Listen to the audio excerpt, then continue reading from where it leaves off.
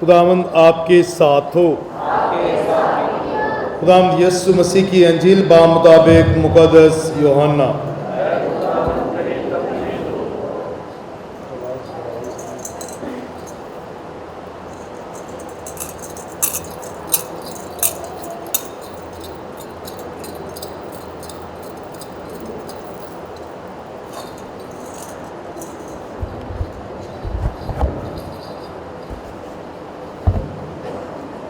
اس کے 6 باب سے بیان۔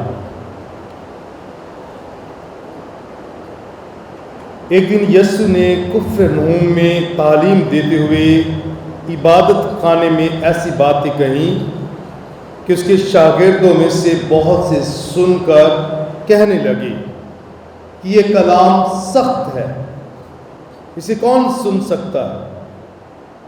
مگر یسوع نے جی میں یہ جانتے ہوئے کہ میرے شاگرد اس بات پر کڑکڑاتے ہیں، ان سے کہا، کیا یہ بات تمہارے لیے ٹھوکر کا باعث ہے؟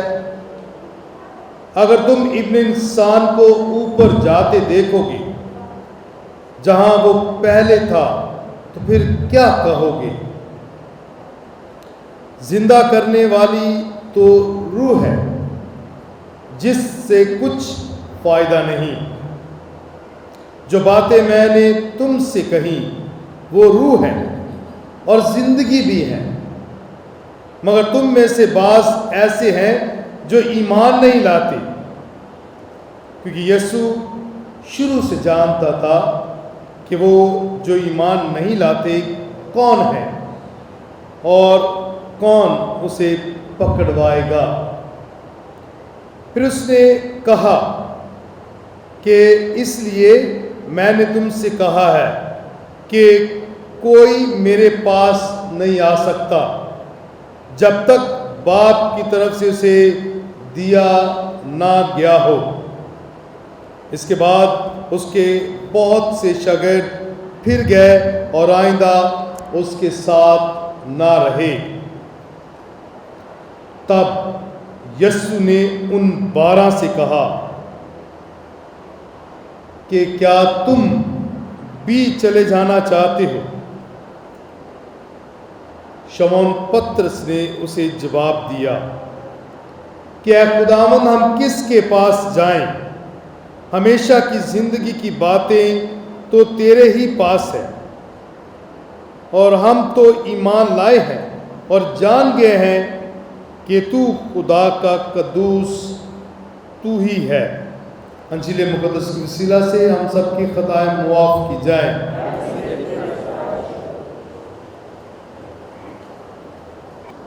میرے عزیزو، ہم پچھلے چند اتواروں سے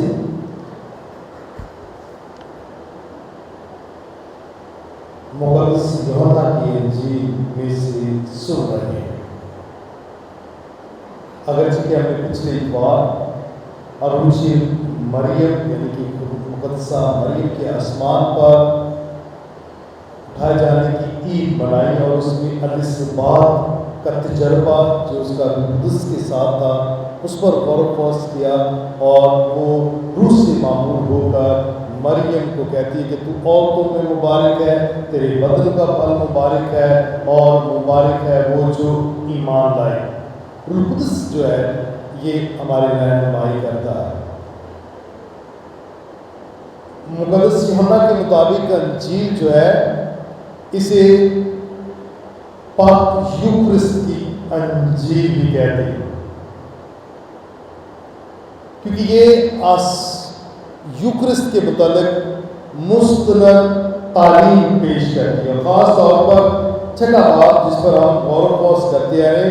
پچھلے اتوار اور اس سے پچھلے اتوار بھی بار بار جو ہے وہ بیان کیا جا رہا ہے، اور مسیح خداوند کہتا ہے کہ جو میرا گوشت کھاتا ہے، میرا خون پیتا ہے، وہ کبھی بھی ہلاک نہ ہوگا، اور میرا بدن حقیقی غذا اور میرا خون حقیقی شرب ہے، حقیقی شرب ہے۔ یہ ساری باتیں یہ پاک یوکرست کے متعلق بیان کی جا رہی ہیں۔ اور آج کا اگر انجیلی اقتباس ہم غور سے پڑھتے ہیں تو اس میں 2 دسترخوان کا ذکر ملتا ہے۔ ایک پاک کلام کا دسترخوان جہاں سے تینوں تلاوتیں پڑھی جاتی ہیں اور کلام سنایا جاتا ہے، اسے ایمبو بھی کہتے ہیں. یہ دسترخوان ہے خدا کے کلام کا، اور یہ دسترخوان ہے پاک یوکرس کا. اور یہ دونوں کیسے سجائے جاتے ہیں؟ روح القدس کے وسیلہ سے، اس کے نزول سے یہ سجائے جاتے ہیں. اور اس سے سیر وہی ہوتا ہے، اس دسترخوان سے اور اس دسترخوان سے وہی سیر ہوتا ہے جس میں ایمان ہے، جس میں ایمان ہے، جو ایمان رکھتا ہے، جو ایماندار ہے. کیونکہ ایمان سے زندگی ملتی ہے، ایمان سے شفا ملتی ہے، ایمان سے ہی ہم خدا کے بیٹے اور بیٹیاں جو ہے قرار دیے جاتے ہیں. تو ایمان جو ہے یہ بہت ضروری ہے. تو ایمان میں جو ہماری رہنمائی کرتا ہے، جو ہم پر حقیقتوں کو، بھیدوں کو منکشف کرتا ہے، وہ روح القدس ہے. روح جو ہے وہ ہم پر منکشف کرتا ہے کہ در حقیقت ہمارا مسیح ایمان ہے کیا اور ہم کس مقصد کے لیے اس دنیا میں بھیجے گئے ہیں. تو یہ آج ایمان کا جو درس ہے یہ تقاضا کرتا ہے کہ ہم اندرونی طور پر پاک ہو کر، اندرونی طور پر مضبوط ہو کر اور اندرونی طور پر ایمان میں مضبوط ہو کر چناؤ کریں. چناؤ کس کا کرنا ہے کہ میں نے خدا کی عبادت کرنی ہے یا اس دنیا کا ہو کے رہنا ہے. میں نے خدا کے پیچھے چلنا ہے کہ اس دنیا کی خواہشات کے پیچھے چلنا ہے. چناؤ ہے. اور یہ چناؤ اگر اندرونی طور پر روح القدس کی ہدایت سے اور ایمان میں مضبوط ہو کر چناؤ کیا جاتا ہے تو خدا ہمیں زندگی دیتا ہے. یہی بات جو ہے پہلی تلاوت میں یوشوا جب بیان کرتا ہے اس میں واضح طور پر کہتا ہے کہ ہم خداوند کی بندگی کریں گے کیونکہ وہی خدا ہم نے چن لی ہے. ہم نے کسی اور معبود کی بندگی نہیں کرنی، ہم نے کسی اور کے پیچھے نہیں جانا، بلکہ ہم خداوند کی بندگی کریں گے کیونکہ وہی خدا ہے. ہم اس کی پرستش کریں گے، اس کی مدح سرائی کریں گے، اس کی حمد و ثنا کریں گے. ہم اسی کے ہیں کیونکہ وہ خدا ہے جس نے سب کچھ پیدا کیا. تو جب آپ اس پر ایمان رکھتے ہیں، یہ خدا ہے جس کے متعلق آج کی پہلی تلاوت میں بیان کیا گیا، وہی خدا جو ہے وہ انسان بن کر اس دھرتی پر آتا ہے. اور یہ بھی کون آگاہی عطا کرتا ہے؟ روح القدس. روح عطا کرتا ہے، وہ ہماری مدد کرتا ہے کہ ہم اس بات کو سمجھ سکیں. اور یہ دعوت دی جاتی ہے. زبور نویس اس بات پر آج زور دے رہا ہے، دعوت دے رہا ہے، چناؤ کی دعوت دے رہا ہے کہ چکھو اور دیکھو کہ خداوند کیسا بھلا ہے. آؤ چکھو اور دیکھو خداوند کیسا بھلا ہے. یہ دعوت دی جا رہی ہے اور چناؤ ہم نے کرنا ہے کہ ہم نے خدا کا تجربہ کرنا ہے، خدا کے پاس آنا ہے. چناؤ پھر ہمارا ہے. چوائس انگلش میں کہتے ہیں نا، تو چناؤ ہمارا ہونا چاہیے، یہ ہمارا ہے. تو چناؤ جیسا ہمارا اندرون ہوگا ویسے ہی ہماری چوائسز یعنی کہ چناؤ بھی ہوگا. اگر میرا اندرون خدا کے کلام سے اور مسیح خداوند کے بدن اور خون سے سیر ہو چکا ہے تو میرا چناؤ واضح ہوگا کہ میں زندہ خداوند کی پرستش کرنا چاہتا ہوں، اس کے پاس آنا چاہتا ہوں جو بھلا ہے، جو زندگی دیتا ہے اور جس کے منہ سے زندگی کی باتیں نکلتی ہیں. چناؤ ہمارا ہے. تو میں نے کیا کہا آج کی انجیل مقدس میں یہی پطرس اظہار کرتا ہے کہ اے خداوند ہم کس کے پاس جائیں کیونکہ زندگی کی باتیں تو تیرے پاس ہیں. تو زندگی کی باتیں کس کے پاس ہیں؟ خداوند یسوع مسیح. کلام زندہ ہے، کلام مقدس اس پر ہم ایمان رکھتے ہیں اور مسیح خداوند اس پر واضح طور پر تعلیم دیتے ہیں. آج کے اس انجیلی اقتباس میں کہ جو باتیں میں نے تم سے کہی وہ روح ہے اور زندگی بھی ہے. جو باتیں میں نے تم سے کہی، مسیح خداوند فرما رہے ہیں، جو باتیں میں نے تم سے کہی وہ روح ہے اور زندگی بھی ہے. اور زندگی کون ہے؟ مسیح خداوند. اور اس کے منہ سے کلام کی کون سی باتیں نکلیں گی؟ زندگی کی، روح کی، معموری کی. اور یہ مسیح خداوند بیان کر کہ جو باتیں میں نے تم سے کہی وہ روح ہے اور زندگی بھی ہے. روح ہے اور وہ زندگی بھی ہے. تو جو روح سے معمور ہوتا ہے وہ خدا کی مدد سرائی کرتا ہے، خدا کے منصوبوں کو قبول کرتا ہے، خدا کے بھیدوں کو جانتا ہے اور اس کے مطابق زندگی بسر کرتا ہے.